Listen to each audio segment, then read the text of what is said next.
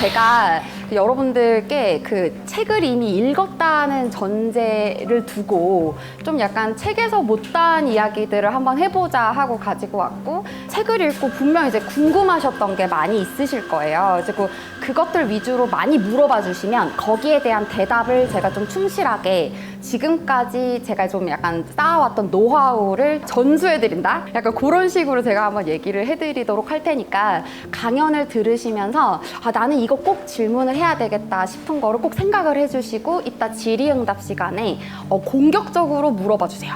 아시겠죠? 자, 그럼 한번 시작을 해보도록 할게요. 양이 많을까요? 아니면 질이 중요할까요? 질입니다. 그래서 여기서 진짜 중요한 게 양치기가 안 통하는 과목이에요, 국어가. 근데 애들이 많이들 생각하는 게 그냥 뭐 국어 문제집 몇 권 많이 풀면 성적이 오르지 절대 그렇지 않고요. 제가 봤을 때는 같은 지문을 여러 번 반복해서 보는 거 있죠. 나의 어떤 수준보다 조금 더 위에 있는 지문을 여러 번 반복해서 보면서 모르는 어휘가 없을 때까지 연습하는 거. 그게 성적 향상의 핵심인 것 같아요. 국어나 특히 그 한자어 어휘 같은 경우는 많이 외운다고 해서 중요한 게 아니라 예문을 많이 알고 있어야 돼요. 예문을. 그래서 제가 그 어휘, 한자어 어휘 같은 거를 공부를 할 때도 그 어휘를 어떤 예문에다가 끼워가지고 우리가 알 수 있는지가 중요하다고 했잖아요. 그래서 그거를 애들이 만들어 보게 하면 좋은데, 유의할 점은 사자성어는 예문을 쓰라고 하면 절대 못 끼워둬요. 얘네는 아직 태어난 지 뭐 10년, 12년밖에 안 돼가지고 얘네들이 뭐 후한무치한 사람 얼마나 많이 봤겠어요. 뭐 자고우면한 경우가 얼마나 있었겠어요. 얘네는 그렇기 때문에 요거 가지고 예문으로는 못 쓰고 예문을 쓰는 대신에 이런 식으로 체크를 해라. 그리고 사자성어가 시험에 잘 안 나오는데 왜 공부해야 되냐고 하는 학부모님들도 가끔은 계세요. 여기 나오는 요 어휘들이 고전소설 안에 다 녹아가지고 들어갑니다. 그래서 보면은 고전소설, 고전시가 이런 데에 이런 뭐 고사성어라든지 사자성어라든지 이런 것들이 자연스럽게 녹아 들어가 있는 경우가 너무 많아서 이걸 한번 쭉 외우고 넘어가게 해주시면 너무 좋아요. 초등학생 학부모님들께 드리고 싶은 말씀이에요. 영어 원서 읽기를 너무 많이 집착하시더라고요. 그러니까 영어 원서 읽기 좋은데 보통은 영어 원서 읽기보다 더 열심히 하셔야 되는 게 어떤 거냐면 한자 공부예요.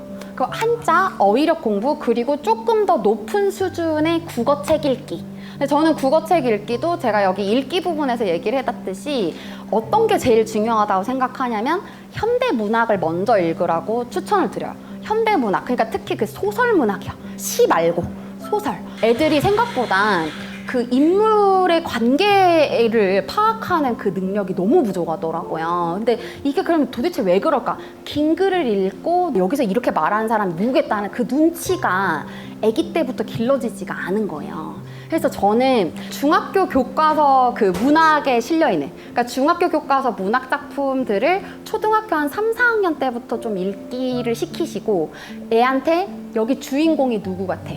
얘 여기서 이 말을 했는데 이 말에서 느껴지는 감정은 뭐야? 약간 이런 거를 물어보셔서 진짜로 이해를 했는지 한번 파악을 해보세요.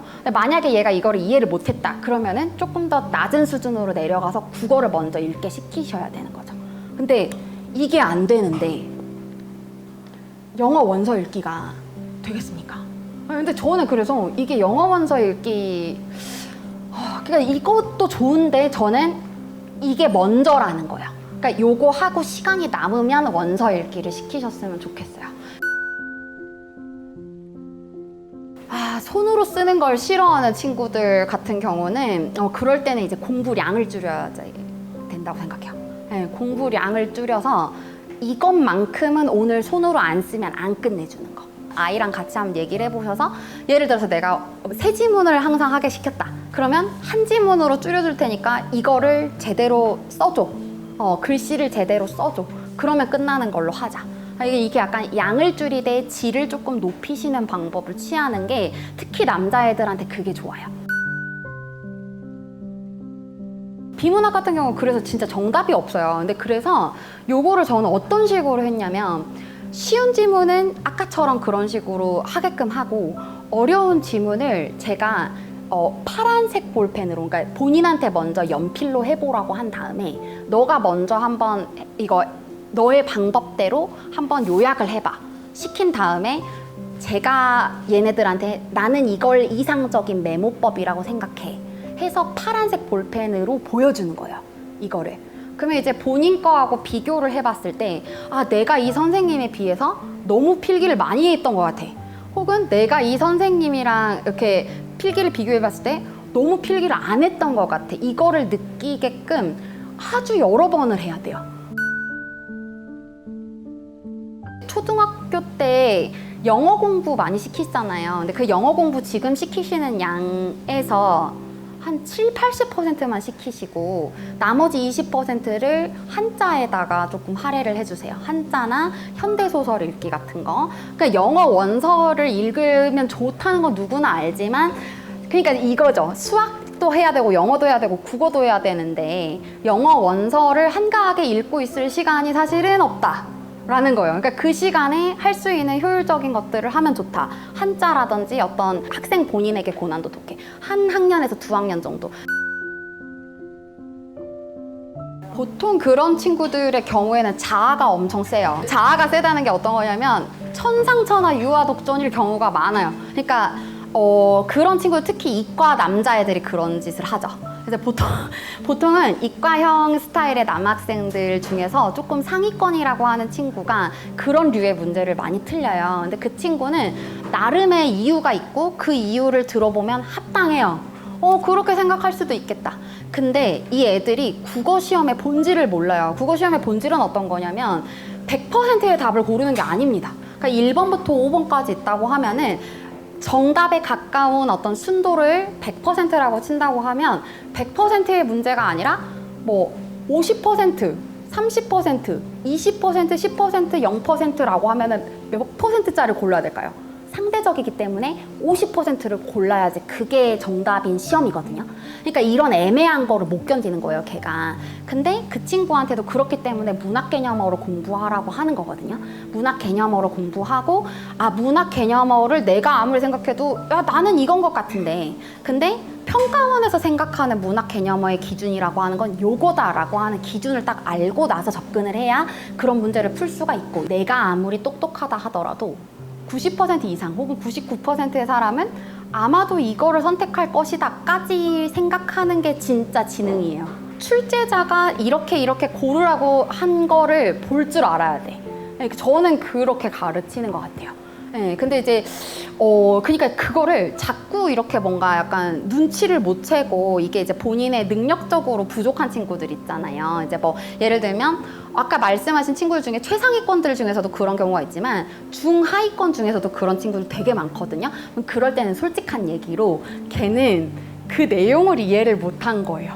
그렇다고 하면 그럴 땐 뭘 해야 될까요? 어휘를 공부시켜야 돼요. 그러니까 이게 조금씩 아이들마다 어떤 솔루션이 다른데 어휘가 부족해서 문학 문제를 못 푸는 애들이 진짜 많습니다. 그래서 그때는 그 어휘를 다 찾게 시켜야 돼요. 다 찾아라. 근데 다 찾는 게 힘들잖아요. 다 찾는 게 힘들면 한 지문만 해라. 그러니까 양을 줄여주셔야 돼요. 애초에 능동적인 게 좀 부족한 친구들 같은 경우는 양이 많아버리면 지레 이제 포기를 해버리는 경우가 많아서 이제 그런 식으로 시켜주시면 될 것 같아요. 국어 책을 많이 읽는 것과 국어 성적이 높은 그 수능 국어 말입니다. 그러면 수능 국어 성적이 높은 것 사이에 많이 읽는 아이와 성적이 높은 아이들하고 상관이 있을 수는 있는데 많이 읽었다고 해서 무조건 이게 원인이라 국어 성적이 높지는 않아요. 왜냐하면 비문학이나 이런 거 아마 지금 보시면 아시겠지만 기능적으로 접근해야 돼요. 스킬을 익혀서 그 스킬을 내가 적용하려고 하는 우리끼리는 체화라고 불러요. 몸에 익히는. 그 과정이 없이는 전략적인 독서가 안 되고서는 점수가 나올 수가 없는 영역이더라. 저는 이제 09년에 대학을 갔어요. 그러니까 공부학번인데 00년대 학번들이 이렇게 접하던 그때 당시의 수능은 사실 솔직히 최상위권인데 그때 국어 수업 들은 친구 있어요? 그죠? 근데 최상위권인데 국어 학원을 다니는 애를 전 본 적이 없어요. 그런데 이제 이게 지금으로 넘어오면서부터는 사실은 조금 이렇게 뭐라 해야 될까? 약간 기회에 가까운 그런 게 됐어요. 그래서 이게 학원의 도움이 없이 공교육 안에서 되기는 솔직히 조금 어렵다. 진짜 어렵다. 그게 너무 안타까운 현실이죠. 그러면 오늘은 여기까지 그러면 나중에 또 약간 기회가 있으면 또 한번 볼게요. 감사합니다.